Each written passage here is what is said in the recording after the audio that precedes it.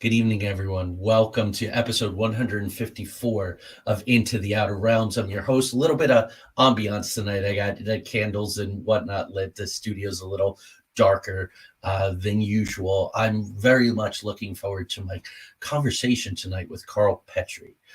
Karl has what is called retrocognition. That's his ability. It's extremely rare. So although we've had psychics, we've had mediums on the show before, very gifted people. Karl is so unique in a lot of ways. We also share some common friends, Gary Manchin, Suzanne Mitchell, the radio show that I've often appeared on. Rosemary Guiley was a very close friend and colleague of Karl. So I'm going to get a chance to talk to someone for the first time in about a year and a half on the show about Rosemary, who I miss dearly. And Rosemary said Karl is absolutely the real deal. And I think you'll see that too. I had the pleasure of reading both of Karl's books, Absent Witness and Somewhere the Dead Are Singing. I've reviews these. You may have read my reviews on New Mystics Reviews. If you haven't, hopefully you'll want to, or after hearing Karl talk, you may just go to Amazon and so forth. These are both published by Visionary Living Publishing. That is Rosemary and Joe Redmile's company. We will be talking about Joe, Rosemary's husband, tonight as well. And they, of course, did Tanya's first book, Cultivating the Extraordinary Life, Tuition, and Watch Out for the Hallway. So we have a lot to talk about tonight. So I'm going to roll the opening. Welcome to you all. I think you're in for Karl's a consummate storyteller, and he has some really amazing experiences to share. So welcome to the show.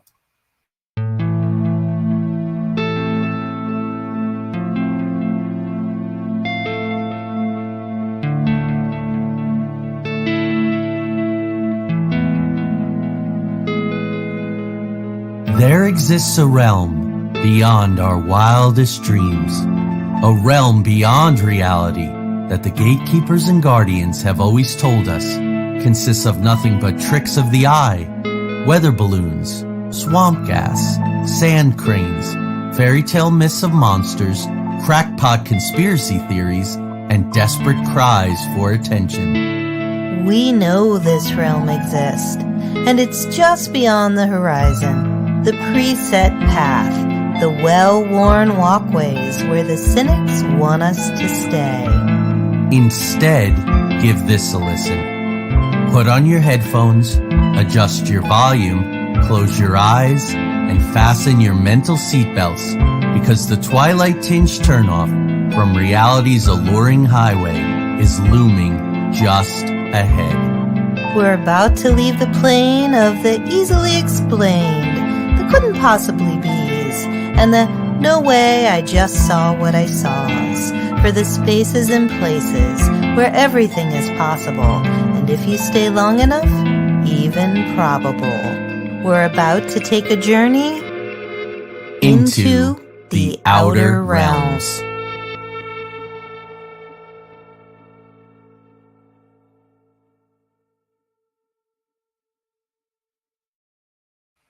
Welcome to everyone who's joining us this evening. Also, I want to say hello to those who will be hearing this 3 weeks from now, or you're listening to it right now, obviously in your time, on ERT Radio. And thank you to Ronald and the staff over at ERT Radio who makes that possible on Wednesday nights at 10 p.m. Hello, Mario. Hello, everyone. So here's Karl's bio. I am going to just kind of celebrate him. The bio goes on for a bit, and that's perfectly fine. He's very accomplished.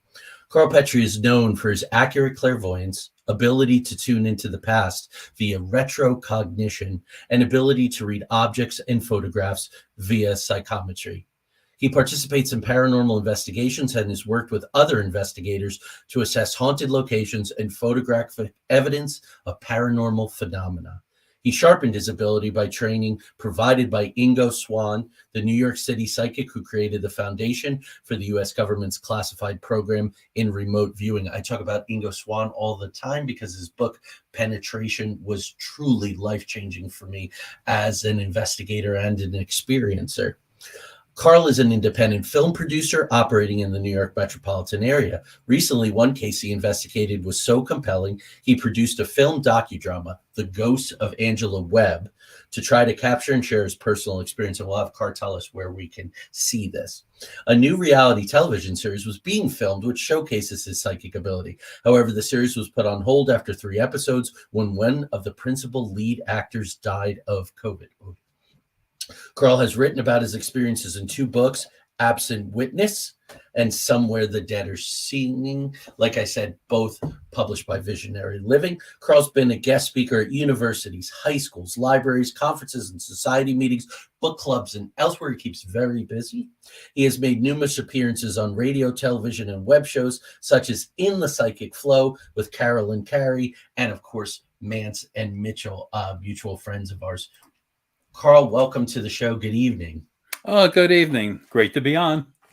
Thank you. So let's jump in because we could probably do 6 hours on all the amazing things that I read about in the book and that I've heard about you from Rosemary and from Gary and Suzanne and so forth. So first thing that I was taken by, I have read, as you can imagine, so many books by psychics, by mediums, but you really go into a lot of detail about your childhood and your experiences, your discovery of your challenges, your talents, and the challenges they came with. So let's start there. When did you realize, hey, I have something that not everybody seems to have?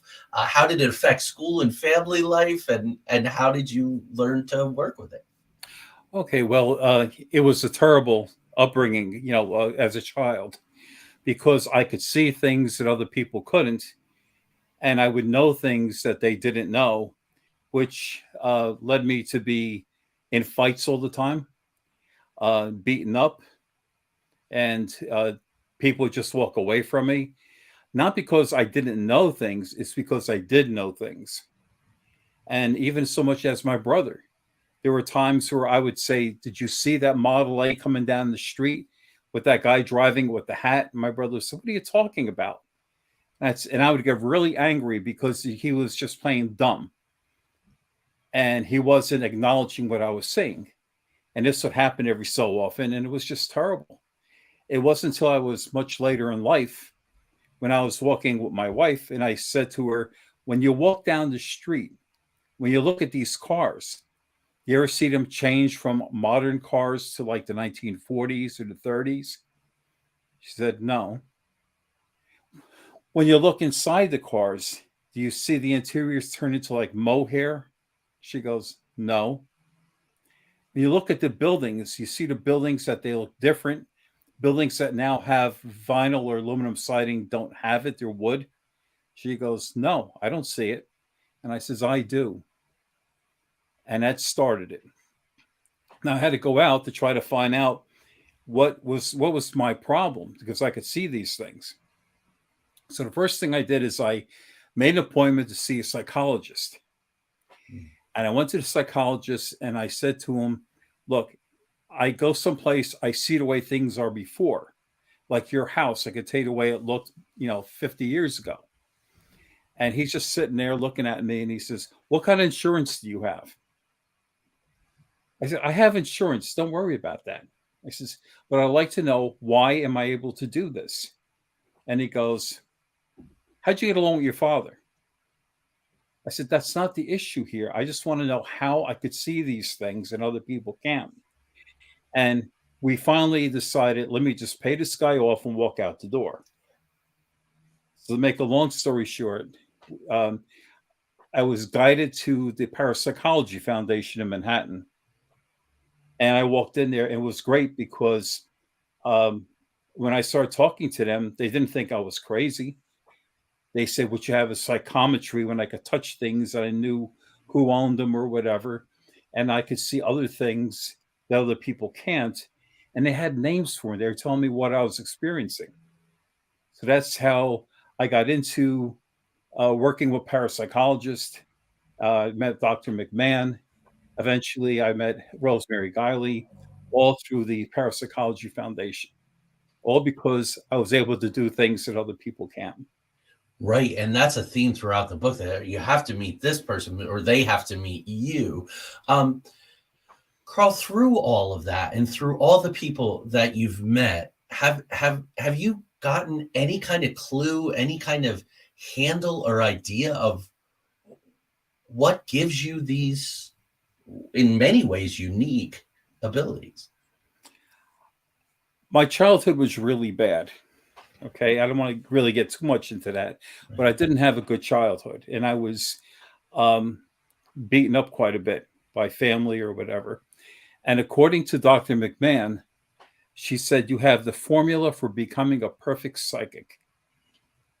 This is a common thread through a lot of the psychic lives, and I believe that probably has something to do with it.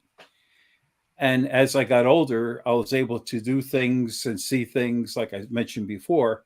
But the older I got, the more I saw and the more I could hear. It wasn't just see things, I could hear things. And that continued and continued to present day. And Yeah. then I was, tested. I've been tested by everybody. Every university that I could think of came flying into New York to test me. You know, with psychometry, questions. One person hypnotized me, and they were just confused. They didn't understand. They couldn't put a name on it that I could do these things. Especially like psychometry, I would grab something, and I wrote about this in my second book. I was able to touch things and tell them who owned them and how they were feeling at the time and things like that. And so that was my thing. Uh, and it just continued and continued and continued year after year. Well, actually, what happened is when I first went to the Parapsychology Foundation, they would ask me to go out on different, let's call them cases or something that they were interested in, and I would go out there and I would use the name Scott. I didn't want to use my real name, so I would go out there and I would get information, help people out. All having this ability was able to help people. And one day I came into the Parapsychology Foundation and they were all standing there, all the people from the foundation, and they were looking at me. And I said, "What's the matter?" And they said, "You can't use Scott anymore. They know who you are." And that's when the outside people, I couldn't hide it anymore. People knew who I was and what I was doing. So it feels shamanic. It feels like that psychic crisis. The Leonard Cohen very poetically put it. The crack is where the light gets in, and Right. some psychics very close to me. Same thing. Childhood traumas that then open up these things. So let's get into so the two books are very different. And when Joe Red Miles, your publisher of record now, read the reviews, he said, "Thank you for noticing that, because we tried to do books with two different tones." But you open up the first book with some hooks, right? We're both in the storytelling Right. business. You have some hooks. First of all, talk about the soul eating house. Oh, that's Angela Webb. Uh, what happened is that I often work with the English psychic. Her name is Paula Roberts. I think she's phenomenal because she could see into the future and she sees what I see, which to me is great because I don't have to explain anything to her because she knows. And and she does readings, and she lives in Manhattan. And a woman came to see her and wanted a reading. And Paula said, "You're surrounded by a lot of people in your home." And she said, "I live alone." Well, you'd have to know Paula. Paula's like a pit bull, And she says, "No, you're surrounded by people there." And she says, "Well, if you count the ghost," she goes, "I am." She said, "Ghost?" She says, "Yes, wall to wall ghost in my house." Then she said, "Would you like to see him?" So Paula says, "Sure." So I met with Paula and we drove to this woman's house, which is right on the border of Pennsylvania next to the Delaware River. And we got to the place and we both walked up to the porch, and there were two doors, two right next to each other, going into the same room. I don't know who was on what drug when they decided to do that. But there were two doors that opened up into the same room. So the minute we put our feet on top of the porch, our head started to spin. I mean, inside it was spinning. We were getting dizzy. I grabbed the column, and she grabbed the railing. We thought we were going to fall down. And I said, looks like we're in the right place. And she opened up the door. We got inside the house. Now, here's something about me that's different than other people. You see, Paula, she senses things. She feels things. I see them. I see entities.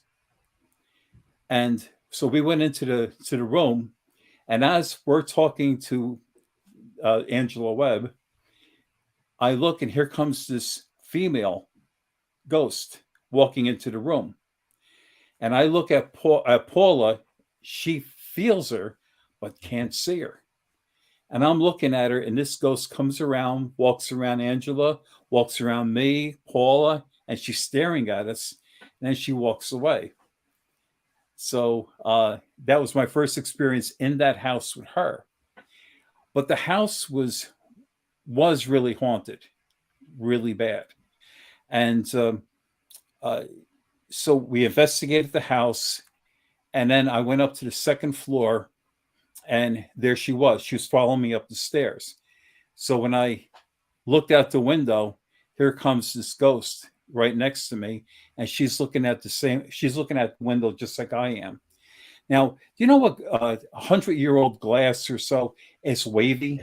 Yeah. Okay. All the glass in this house, for the most part, was easily over 100 years old, and it had that wavy look to it. So I looked out the window, and I could see the barn. And I got the feeling she said to me that the man that my father hired is working there. And she says, tonight he's going to do it again to me. So she was saying, in a sense, that this man was going to rape her, as he does probably almost every night. And if you knew where this house was at, it's alone, and just dark roads. 100 years ago, whatever it was really, really desolate. And so I felt so bad. I almost felt like crying. It was so bad. So what happened is that, we investigated the whole thing, and we went into the kitchen. Now, this is really something. And we're sitting at a counter in the kitchen, and I'm looking at Angela, and I start seeing images in my head. And so I said to her, Angela, did you ever have an intimacy with the entities in the house? Paula gave me a look that she could kill me for saying that.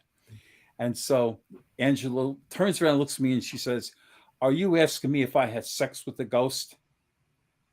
And I says, yes. And she goes, yes, I had many times. So I thought Paula was going to fall off her seat. Just then, all the books in the bookcase started to go back and forth, like ramming back and forth, like ram, ram, ram, ram, like that. And so I'm looking at Paula, she's looking at me, and we're looking at these books going back and forth in the bookcase. And I looked at Angela. I said, does this happen often? And she had a stern look on her face, and she said, no, sometimes the books are flying around the room. And I'm looking, I said, what do you do? And then she says, I'll tell you what, I tell them, stop it.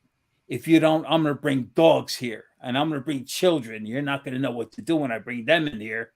And she's yelling at an empty room, and I'm shocked. And Paula's looking at me. I'm looking at her like we just hit a switch or something with this woman, and she went nuts.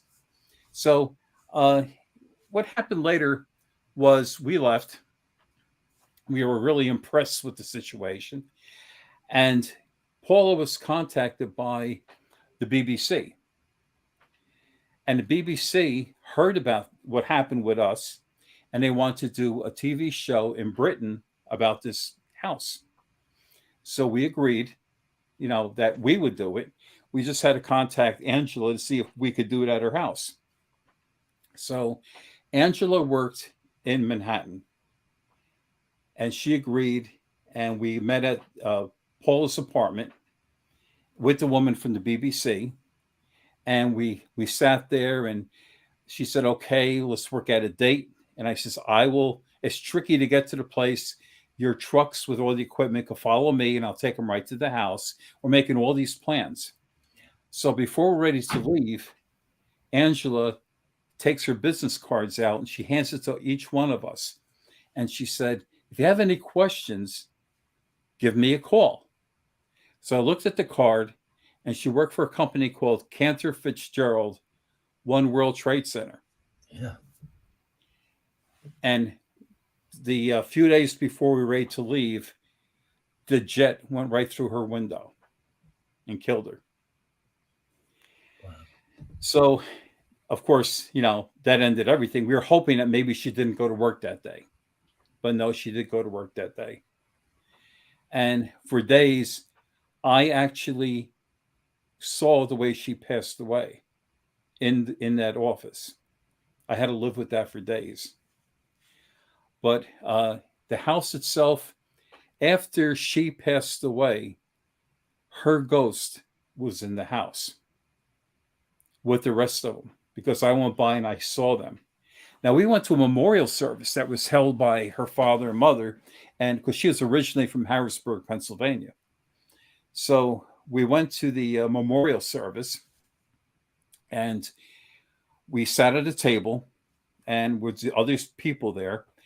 And so Paula looked at all this crowd of all these people, and she said, "Have any of you ever gone to Angela's house in New Jersey?"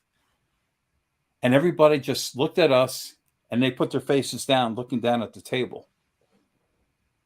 We got no answer. So Paula's looking at me, and I'm looking at her like, uh-oh, we said something wrong. So we had a little snack that they had there for us. And then when we were ready to leave, we saw her mother and father. So we walked up to them. We said, "This is Paula Roberts. I'm Karl Petry." And she goes, "I know who you both are. You went to her house. You were looking for ghosts." I says, "Yes." So they said, "Well, we went to her house once. There were so many ghosts there. We were so scared. We told our daughter we'd never go back there again." So he says, "Oh, okay." So we were ready to leave. So we turned around to start walking out the door. And the father says, "Oh, by the way," and we turned ourselves and we looked at the father, and he says, "Looks like the house has one more ghost." Mm-hmm. This is coming from her father. Yeah. So, yeah, it's quite a story. It would take a long time to go through the whole thing about the house, but you get some idea of what this house was like. Yeah. I mean, it was a shocking story. It comes right out of the gates. There's more to it. I'm not going to bring it up, but there was a moral dilemma sort of involved about maybe some hint of what might happen in the towers of 9/11. Read the books, folk. That's a little teaser there.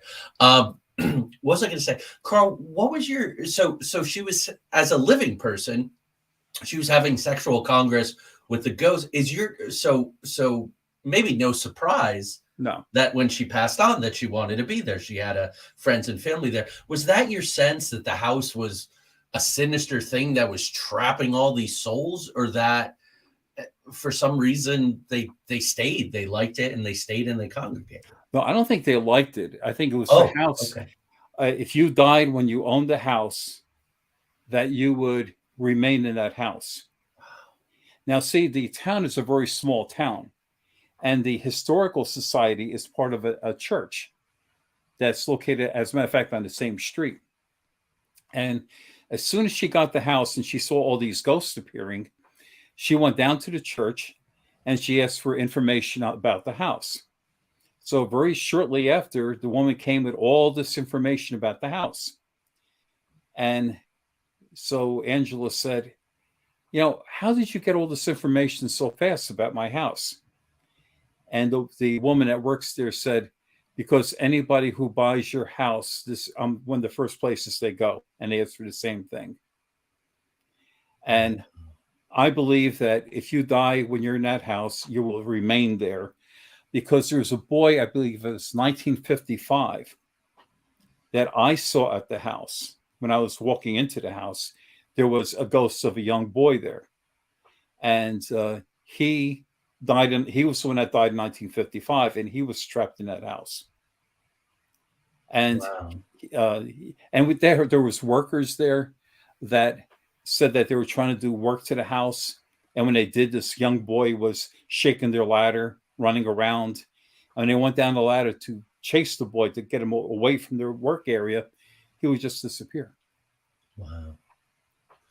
Wow. So Tanya's watching the show tonight, my wife, and she had the same thought as I did. So I'll ask it. Do you have any sense or intuition, or maybe Paula does, that the house selects people or draws people to it for No, some cosmic? no, I don't believe that, because when people after she passed away, the house was for sale. Now my movie came out at that time, and it gave the whole story about what happened with her and everything else, and it was a big hit at their local video store. And so people, like the mayor, bought it. As a matter of fact, he wanted to see this movie because it was his town. He wanted to see about it. So all these people in town saw the movie. They really liked it. Now there was a man that wanted to buy the house, and he walked into the video store. Remember, it's a very small town, Right. and he says, "You have a film here about my house being haunted." And he says, "Yes, we do. It's called The Ghosts of Angela Webb." And he goes, "Well, I don't want you to sell. I don't want you to sell it or rent it anymore." He goes, "Hey, you're not going to tell me to do it." He goes, I'm going to rent it and sell it if I can." So he goes, "I don't believe it. It's total nonsense." Well, he bought the house. He put a few $100,000 into upgrades, and as soon as they were all done, he vacated the house. His car was there, but he never came back.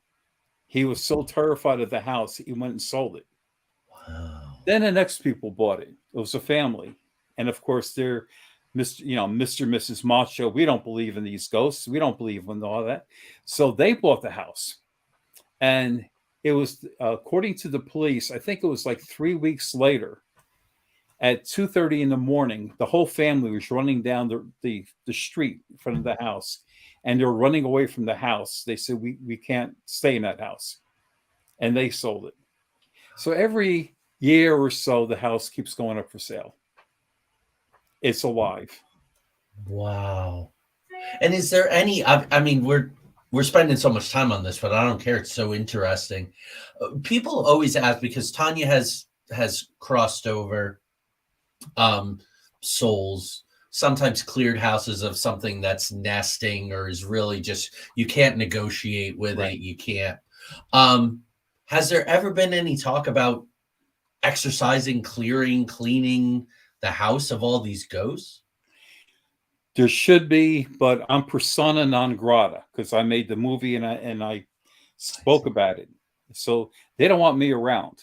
Okay. And you would think they would get somebody else, but they're in denial. It's like, I just spent $700,000 on this house, and I'm not going to get a reputation of feeding into this frenzy that the house is haunted, because there goes my real estate value. So I'm going to keep my mouth shut and just pretend like everything is okay. And yet, though, they go on the average of a year. That's just, yeah, that's amazing. Because I have a relative that lives pretty close to there, and she says, "Guess what's up for sale again?" Wow.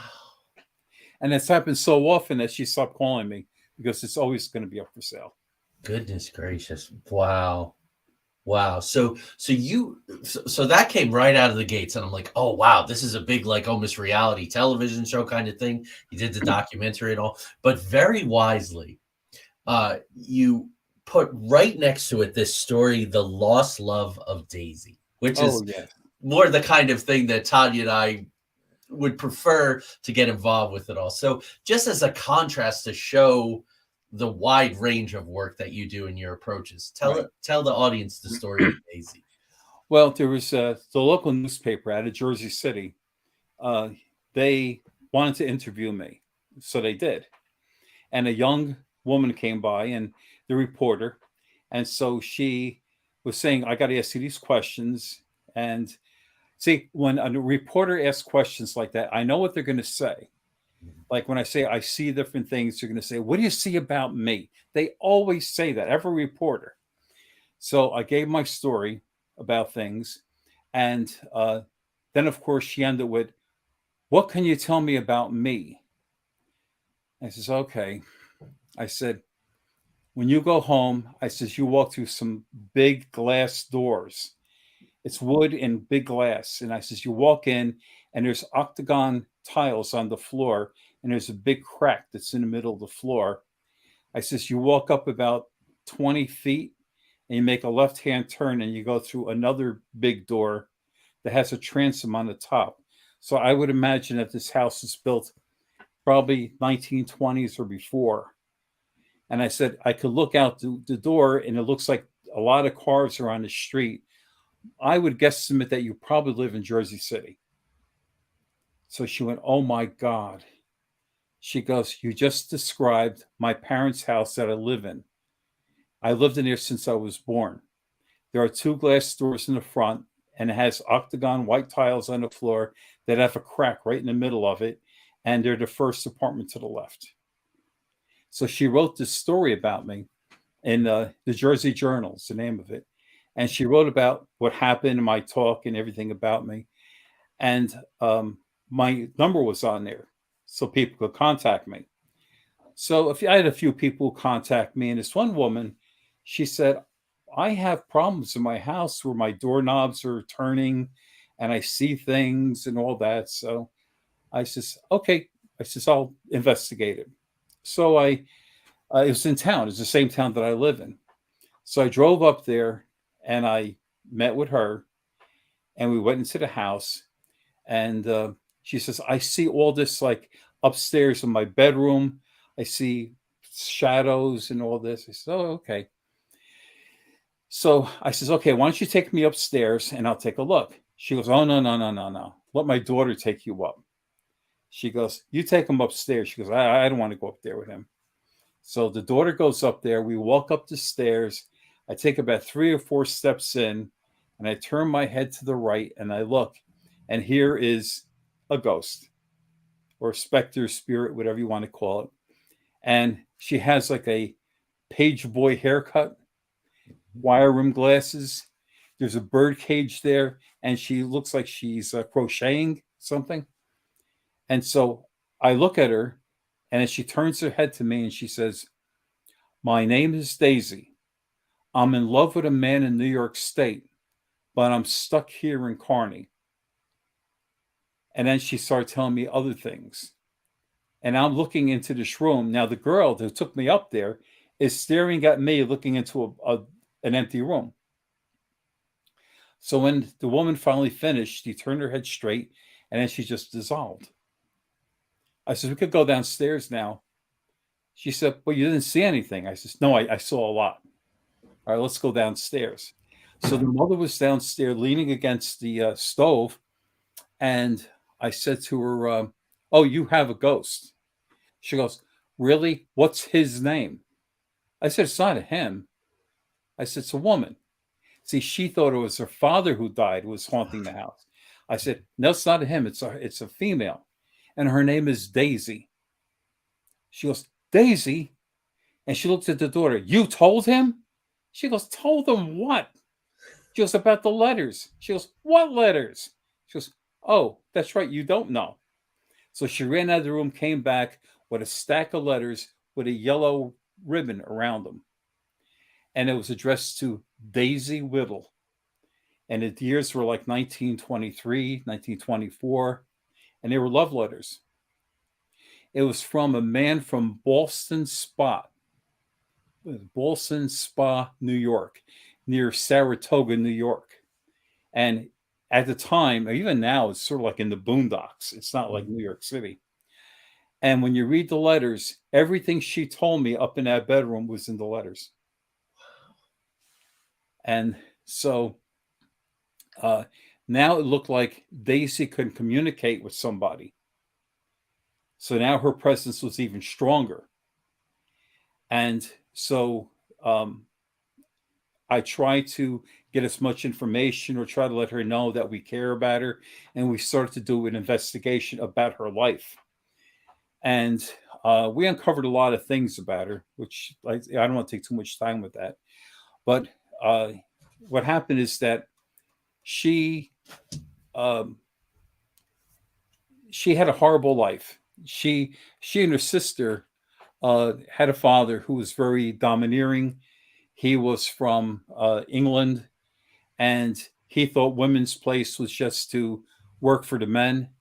And he had a boarding house, and his thing was to have Daisy and her sister, her name was Ada, clean the floors, make sure that the beds were clean for the boarders and all this, and just to keep them down.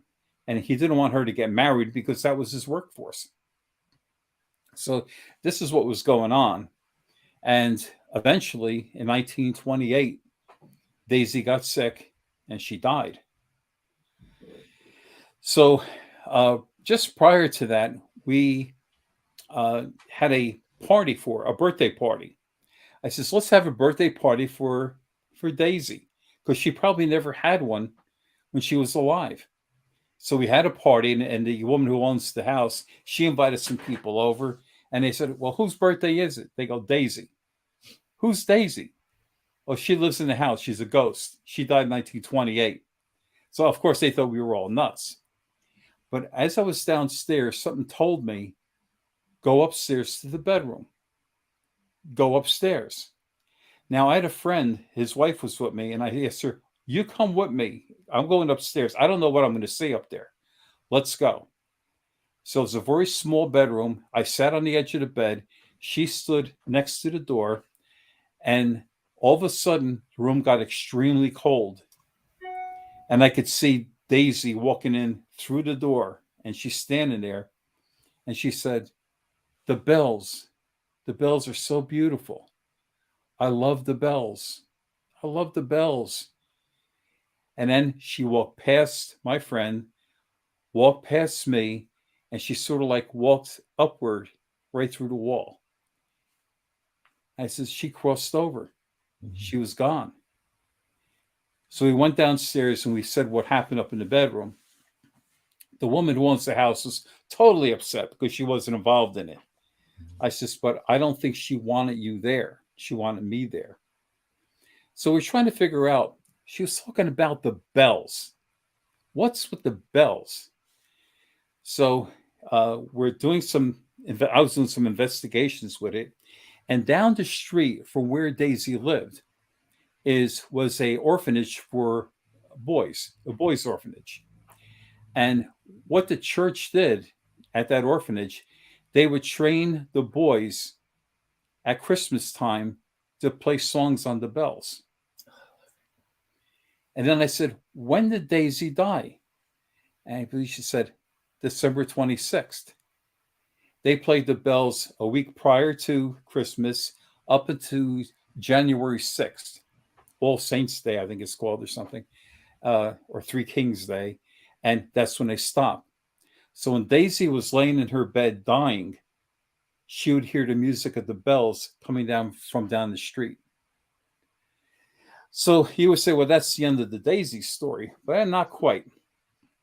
The woman who owns the house had the name of the person who lived there before. She decided to contact them to ask them if they ever had any kind of problems or experiences in the house. So she calls up and the man answers. And the man says, hey, look, he goes, let me tell you, I'm a truck driver. He said, I would get up in the morning, I'd have breakfast. And I said, I get in my truck, work all day, come home, have dinner, have a beer, watch some TV and go to sleep and keep doing this every single day. And he goes, my mother had Alzheimer's. So every now and then I would have somebody come in the house to check her out to make sure she's okay. And then she says, and then he started to laugh. And he goes, oh, my mother's something else. She goes, oh, what do you mean? She goes, yeah, I would go see her when I came home from work. And I said, hi, Mom, how are things? You know what she used to say to me? She used to say, yeah, I had tea this morning with Daisy. Wow. No wonder Rosemary was so fond of you. Folks, if you're listening, and I'm sure you are. I'm sure you're enwrapped. Everyone's enwrapped by these stories. This is the way you do it. Someone with natural gifts doesn't come in with 1,000 pieces of fancy equipment and then does the field research. If you read the book, when you read the book, I'm going to be so bold as to say there's picture of Daisy in here. There's all the very tedious field research where you pull things together. I mean, that is a classic. And she crossed over because she was acknowledged and she felt, respected. And that is, I love that story. So yeah. It was Go a ahead. birthday party that did it. It was really Yeah. a birthday party. Yeah. Did I ever tell you now you know Rosemary for a while. Yep. Did you ever see Rosemary go ballistic, like really angry at somebody? Oh yeah. Luckily only at me once though. I remember she spent a lot of time at our house. Okay, so she would come here, and this one time she said, these people from Hackensack, New Jersey, said that their house has ghosts, and they would like to know if you and I could go in and check the house for ghosts. And I said, oh, sure. And she goes, say, I'll give them a call and say, we'll be there on Saturday. I says, okay. So I says, oh, by the way, do not get their address. I do not want their address. I know they're in Hackettstown. That's all I want to know. We will call them from the highway to get their actual address. And so she looked at me. She goes, why? I said, because if they give me the address now, when I go there, you know what they're going to say? I spent the entire night on the internet trying to get all this information about their house, which you and I know doesn't exist. But anyway, they'll swear that I got all this information from the internet. I said, so don't ask them what their address is. So she said, okay. So we got in my truck and we took a ride out there. It's about 60 miles or so from where I live. And we call from the highway and we get the address. So now we go into Hackettstown, we find the house, park, and we go into the house. So they're all goody. We got these people here. This is wonderful. So we go into the house and I'm looking around and I said, let me sit in this dining room for a few minutes. Nobody around me. And I just sat there and I just looked at the house and I says, okay, you could come in. And I said to it was a couple, and I said, you see your ghost in the middle of the stairway? And they go, yeah. I says, now I'll tell you what they look like. And I mentioned the guy, what he looks like, and he has a beard and the whole thing. He goes, that's exactly what he looks like. And I says, and then there's a woman that you see every now and then, and I described her. And they go, that's right, it is. So I started walking around the house, and they have like a sun porch. And I said, oh, they have a daughter. I said, is there not a high school, but is there like a college or something here? Because the girl looks too old to be in high school. Looks like she is in a college. And they go, yes. Sentinel College is a women's college, and it's the only one in town. This is it. And it was there for like over 100 years. I says, okay. I says, that's where she goes to. And I said, she talks about her dance card is filled. Now, I wasn't quite sure what a dance card was. Mm-hmm. So Rosemary goes, oh, it's when people in the old days, when they used to dance, women used to have a card, and each dance, a guy would put his name down so they knew who was going to be the next person at the next dance that they did. I says, okay. I says, the father does not want her to go to this dance because she didn't do something, whatever it was. It's like a punishment. And I said that she's screaming that her dance card is filled and that she has to go. And they're arguing back and forth. And then I started mentioning a few things that she mentioned about the town, which I don't know anything about Hackettstown. And they're like, oh, yeah, that place closed down in like 1935. And they're going on and on about this. So I'm just talking as fast as my mouth could move because whatever they say, I'm repeating it verbatim. I say male. And I would say the words female, the mother says this, girl says this.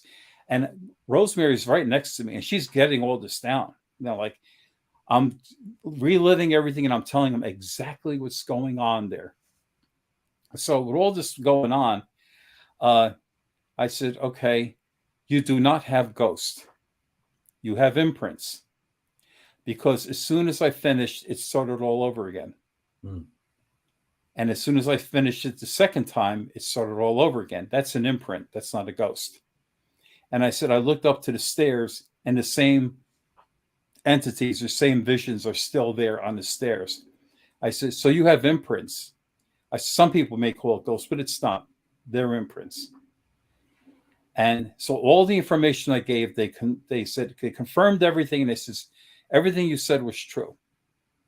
But they were angry because there weren't ghosts. Yeah. And they were so angry because I said they didn't have any. They wouldn't even walk us to the door. So I walked out with Rosemary and we walked up to my truck. And that's when I saw Mary lose it. Rosemary went out of her mind. And she's saying, you went there not knowing anything. You told them everything that they wanted to know. She says, names, places, things about the town, everything. She goes, everything was absolutely accurate. And all they could do is they were unhappy because they didn't get their ghost. She goes, and then she goes, you know what they're doing right now? I said, what are they doing? They're calling up the local ghost group. And they're going to have them come over with their meters. They're going to say, well, you know, they have ghosts all over the place. And she just lost it. Yeah. But for me, it was comical because I'm used to this. Yeah. And I was glad to see that she witnessed something that I go through quite often. That's something I could totally see that. Tanya and I have had that happen. We've gone and we've investigated and told the people what was happening, and if they don't like it, they right. call one of those, you know, and those groups are ubiquitous now. They show up looking somewhere between a biker gang and a rock group, and they got all this equipment and they got fancy names on their jackets, and they'll tell you anything. And they're like the guys, and time's going so fast, I don't want to waste a lot of time jabbering on my end, but these are the guys that, make the videos on Facebook and they go, we're doing our fourth exorcism in this town of 200 people tonight, so come with us. I know it's crazy. That made Rosemary furious. Oh, that kind of thing. So, but anyway, I have a question for you, and then I want to make sure to talk about your grandfather, and then we'll talk about Rosemary to finish up. My question is this: like with the reporter, you saw the house, you saw the glass, you saw the foyer, right. This kind of thing.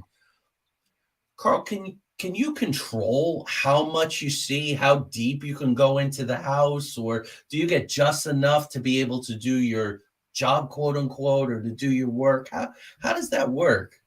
It just clicks. It's like when she asked me, tell me something about me, and then as she said, I just looked at her, and it's sort of like she was projecting images to me, and I could see it. And then it was just a matter of me just saying the words. If I could have gone inside the apartment and told her everything about it. For example, Joe Red Miles, he wanted, Rosemary and Joe always wanted to test me out to see how far I could do things, which to me was fun. Right. It brings me a picture of a house that he lived in outside of DC.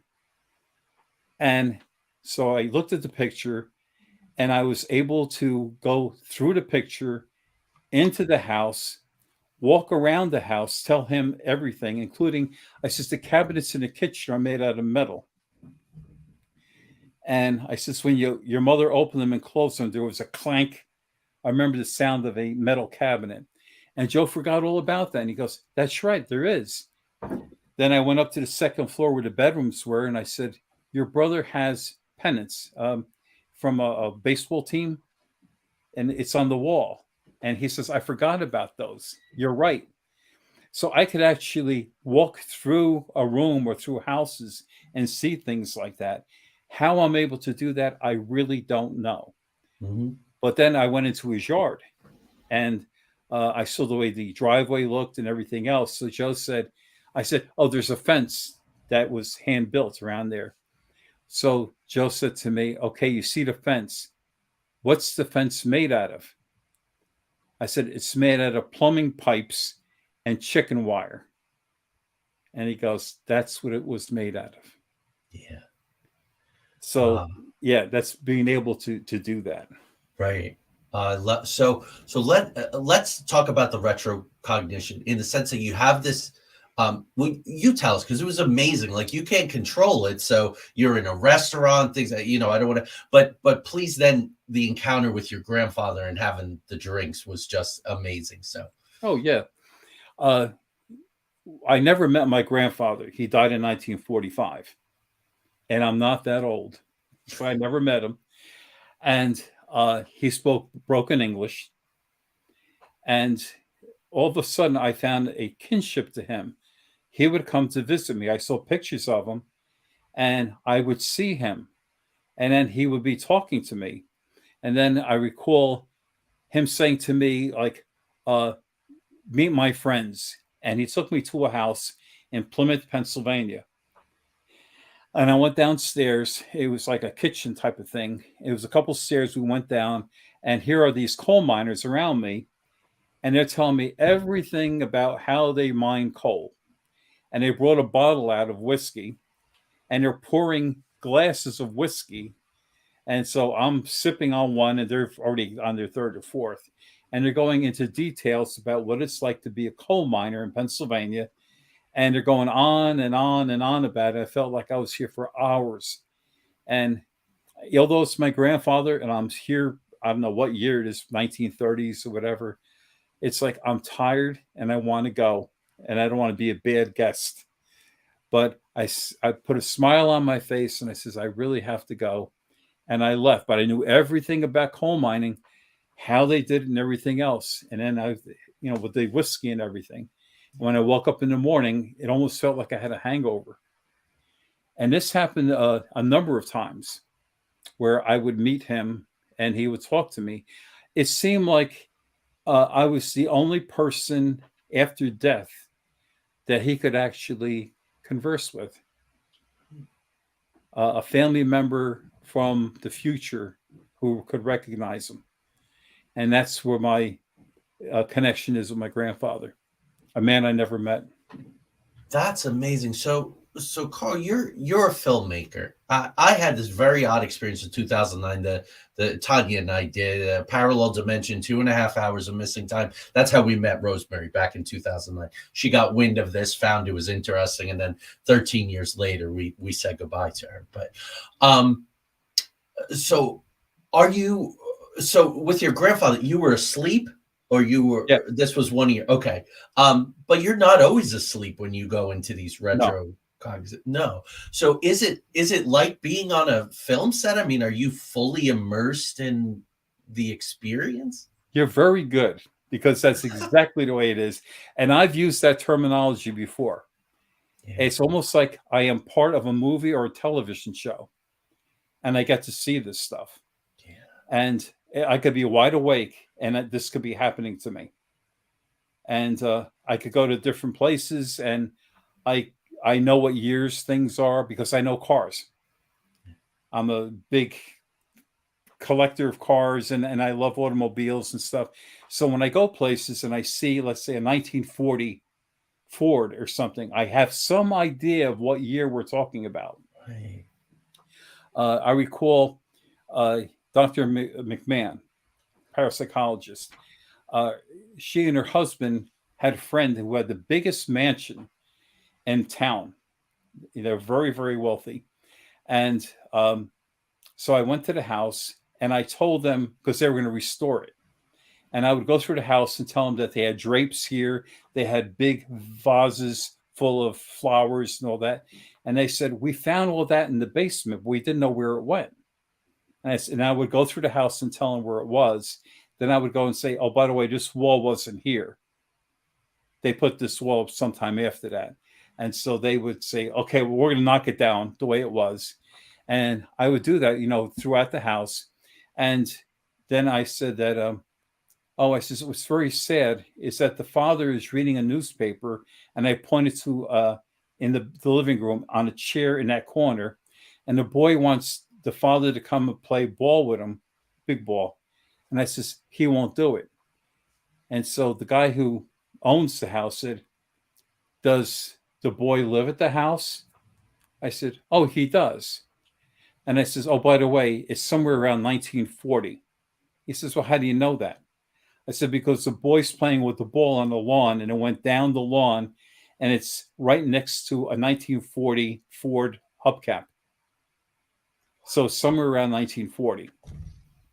So after a while, I left. And so the owner said, Karl got everything right, except, he goes, we know everybody who lived in this house, and never was there a young boy who lived in this house. Never. And so Dr. McMahon says, well, he could always be wrong.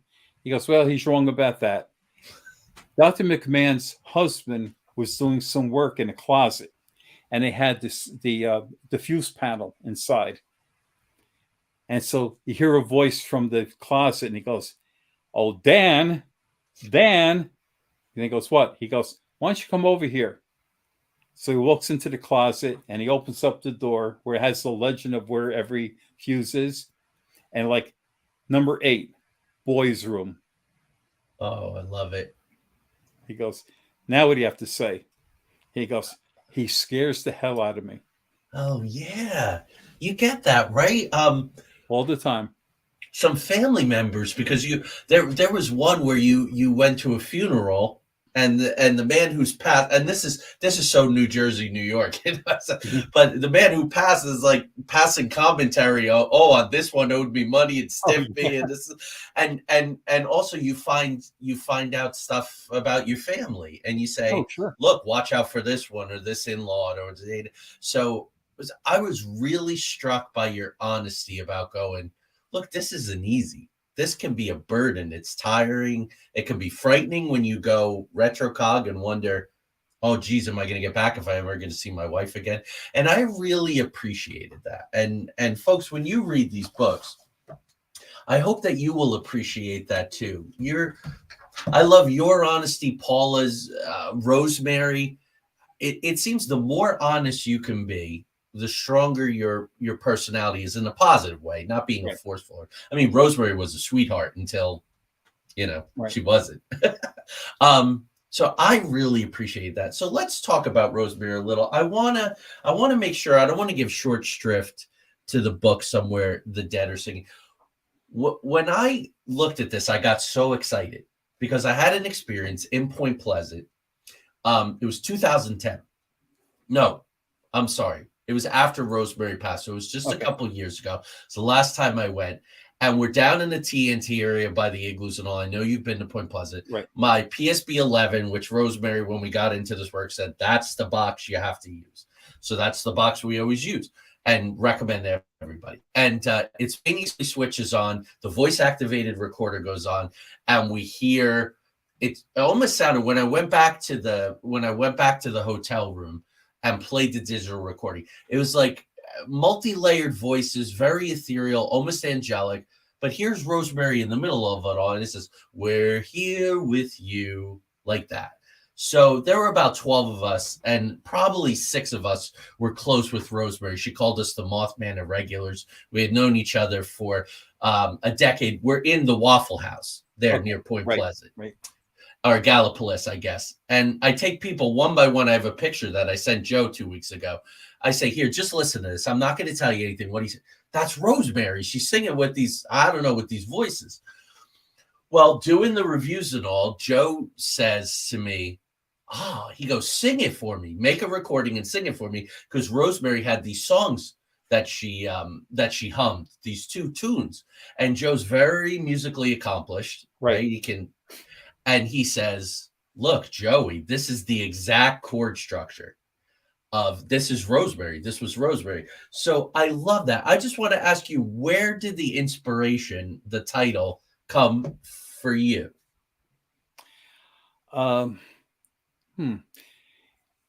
It's hard to say because, we always look at death or whatever as something really bad.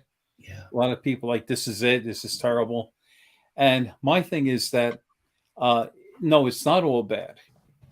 And it seems like we may have to go into a different realm for a while until we're ready to come back, like reincarnation.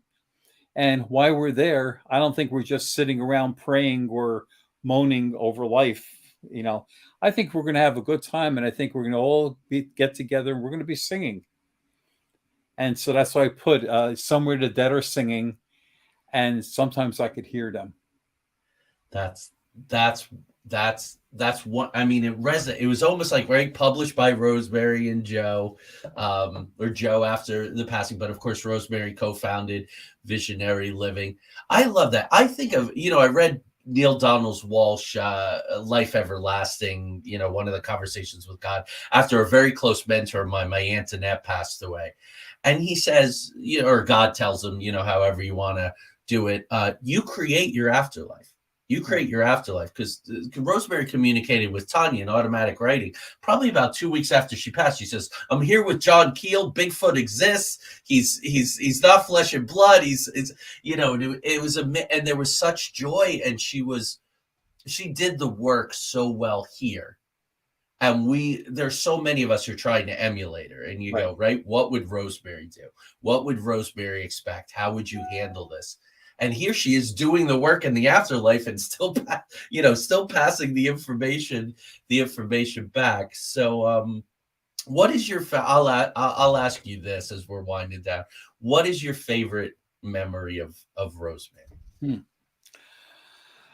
What I liked about Rosemary is that she was my bouncing board. I'd have a lot of questions that she would answer them for me, and I said to her, "You have to understand, I do not read books about the paranormal, and there's a reason for it. Because when I tell you something, it's from me. It's not something I'm interpreting from something else. Like if I read somebody's book about an entity or whatever, it may cloud what I'm thinking. So if I don't read it, I'm going to give it to you fresh." And so I would ask her these questions, and she never said, "You're asking me too many questions."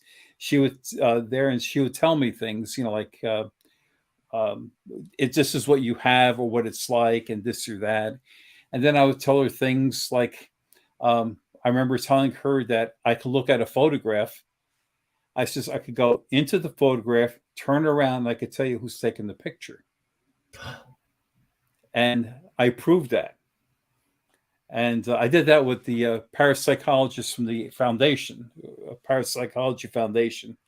And I said to her, because I thought other people could do it too. And I said, I could go inside a photograph, and I could turn around in the photograph and see who's taking the picture. And she goes, "You can?" I says, "Yes." So she said, "Okay, when I leave work here today," she gave me her address. She lived in New Jersey. And she said, "Come to my house and let's try it." I said, "Sure, I'll do it." So I went to her house, and in her dining room, she had a cupboard that had all of her dishes in it. And on the top were a whole bunch of family pictures in frames. And she said, "Okay, pick one out." So I looked at it and I grabbed one. It was two women that were standing in a garden. One had an apron on. And I said, "Here, this one." I said, "This was taken during the war." I said, "The woman with the apron, she collected a lot of stamps so she could buy a big piece of meat because it was rationed."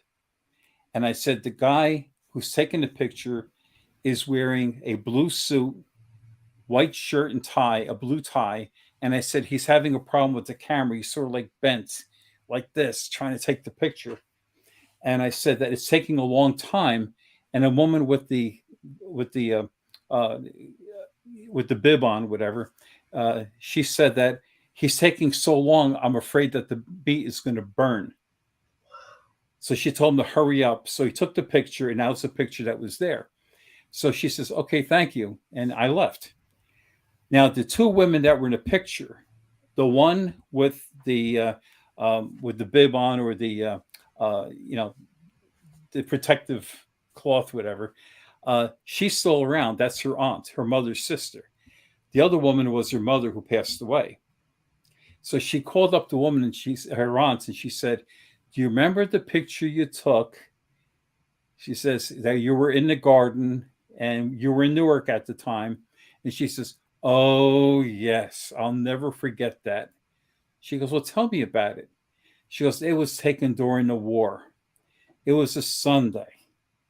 She says, "Your Uncle Stan, he was in church and he had a camera and he wanted to take our picture. So he said for us to go into the yard. He's going to take our picture. The man had polio and he had a hard time holding the camera to push the lever so I could take the picture. And she said, and I was so upset because I had a roast in there and I was afraid it was going to burn. She goes, okay, thank you very much. She hung up the phone. She called me up and she said, everything you said about the picture. I says, yeah. She goes, it's true. You could do it. I love it. I love it. You do this with such humility and respect. And wow. So let's talk about, can people get the Ghost of Angela Webb? Is that available? Can they find that somewhere? They would have to, yes, it is available on DVD. Okay. And if they just check, let's see, what's the name of it? There's a company that sells DVDs. If you just put the Ghost of Angela Webb, you'll find the spot where you could buy it. All right, great. And if they can't, they could always contact me. Right. And the books, of course, on Amazon through Visionary Living Publishing, our very good friend, Joe Red Miles. Guys, I got pages and pages here.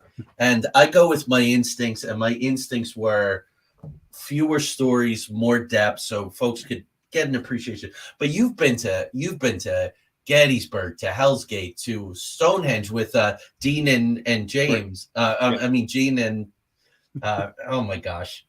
My brain sometimes. Stewart. James and Stewart. Dean and Stewart. Their book, Parting the Veil, they were on the show. Very, very talented. And also, like us, creative artists, filmmakers in the theater, this and that kind of thing, which is beautiful. Ingo Swann, of course, your friendship. Just read the books. You have to read the books. I told you it would take 6 hours. For Karl to tell all his stories. I think we chose some good ones. Couple of experiences with Masonic lodges.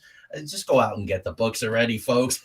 So, Karl, I want to give you the last word. Advice because we carry forth Rosemary's flag. Advice for all these groups who want to go out and do this work and capture evidence and so on and so forth. What would be your best advice for these people? Be sincere when you do this and treat, and I'm going to use the word ghosts because everybody uses ghosts. I personally don't like it, but treat them with respect, because remember, a ghost is somebody's mother, father, sister, brother, and they were around, and let's not desecrate their name. Let's not really make a show out of it. This is not a show. They did not die to entertain you. Right. So treat them with respect and do your research. See if you can find out who these people were and see what their life was like. And if they are still amongst us, maybe try to find out why. And maybe somehow give honor to them like I did to Daisy. I gave her a birthday party. And because of that birthday party, she was able to cross over. And I think it's a win-win for everybody. And I'm telling people who are doing this, please show respect, because I've seen ghost groups that look like motorcycle riders with the chains on their wallets, and all they want to do is run into graveyards with all their equipment to try to find a ghost. And it just seems like it's not productive at all. It's a terrible thing. But then, that's the way I look at it. Yeah, and that's what Rosemary wanted. That's what, everybody who's been listening to us for 3 years and known us for longer, has read our books. That's exactly what Tanya and I say. Our second book is called Roommates from Beyond, How to Live in a Haunted Home. Not a haunted house with, you and I make, movies that are scary and this kind of stuff, but, that it's, we're truly we're mediators, and the best situation is for everybody to get along. And so Gary Mance checks in and says, great episode, gentlemen. Gary, I'm honored you watched live. Gary usually watches it after the fact, so that's a big deal there. So thank you. I'm sure Joe Red Miles will be watching at some point. So Karl, I really want to thank you for your time. It's an honor to meet you, truly. Rosemary and Joe, Gary, everyone said you have to talk to Karl. You have to. He's the real deal, and you very much are. So, guys, again, absent witness. Somewhere the dead are singing. I'm picking up my Jersey accent's coming back the more I'm talking to you. Oh, you tonight, got a problem with that? No, none at all. But I try to stay neutral, for the radio and for my acting and all. But my guinea will be up tonight, as they say. So, Karl, thank you very much. If you just hang out just a little, I want to say a proper goodbye to you. I'm going to say goodbye to the audience now. Fulfilled promises, right? Absolutely amazing. We're going to have Pam Nance back. Proper investigator. She's going to do a whole slide presentation for you about the experience that she had down in North Carolina by the Cape Fear River, with some audio, with some visual. We are trying to get the best, most credible people, the kind of people that Rosemary would say, yes, this is how it's done. Keep learning from them. Keep sharing to everyone. So thank you for all the positive comments, you guys. You can replay it. Please share it with people who you think would benefit by hearing about the right way to do this work from someone who has amazing and quite unique abilities, who Ingo Swann said, wow, I am impressed. That's enough for you. So next week, we're going to shift gears. Of course, we're going to have Sinister Mysteries number 11. We're going to talk about Air America, sort of a follow-up from Operation Condor. My brother Craig will be back with me next week. And like I said, Pam's coming, and we have a great thing for you. I just got a book today called Before Roswell by Barbara DeLong and a co-author, Mark Eddy. Thank you for making that connection. That catalogs great many events going way back preceding Roswell, right? That seminal event in 1947. Roswell is coming more and more to the fore again with more information. The more we study this, right, folks, it's all about the parallels and the patterns. I can't wait to digest that book, add the data to my own timelines, see the patterns and parallels emerge. So thank you for being with me. Here we are, 154 episodes and counting. And I think in some ways we're just figuring this out, getting started. The numbers are up across the platforms. Thank you all. Please subscribe to the YouTube channel. It was a pleasure talking to Karl. It took me back. I used to hang out in Kearney with my dad at the trucking companies there, with the smell of diesel still in my nose. So anyway, I'm rambling. Everybody have a good night. We'll see you next week. And thank you all so much. And thanks to Karl.